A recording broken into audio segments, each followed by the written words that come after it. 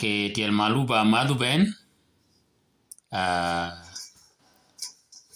meni ni bene lol meni ni por ka kel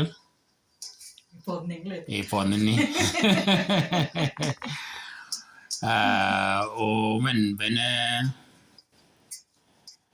biel maga ba gur ke pa wang ka yang ye pa ka po de mai ka kel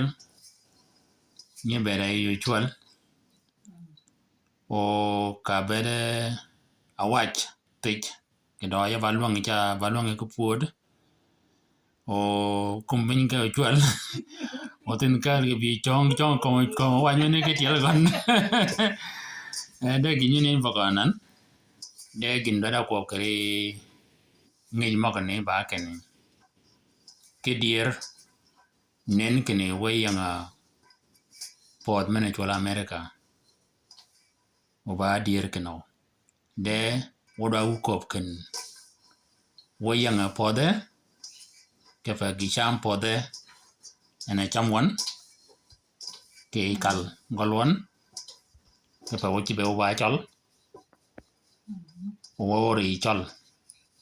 ni mi ka betio ken dongni dog chol ne ko wo ke kal ba met pio char be cha ko ke ya wa git ke fa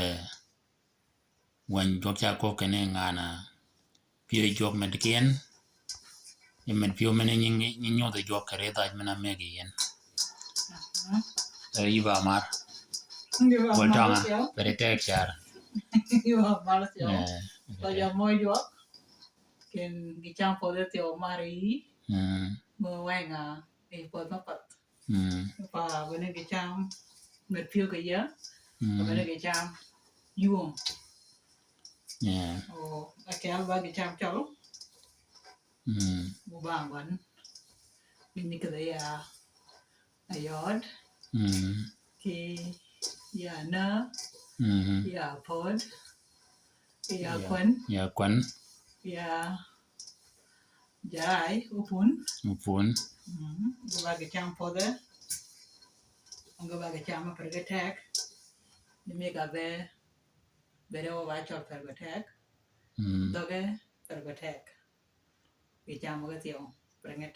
ge tek char mo ja jo ke bene jam ni ke bere kun ne kom la pe ni ba ju ge dang ke gi cham ni ke dagi amen ba jok una mek yo ujur de ke tal ke gi cham pode ko per ge tek char o man ni pare chi yo de va gi mi chi guok amen do je wo kel ga pudi enye para mo nyu ko ko dong ga ba tin ya kel ke nyu pudi ni chama bakang ya mana yo nyu puda kel dan ya mo ne ko bi ati o ba po yan ga pa ena po yan si poda kel Dutch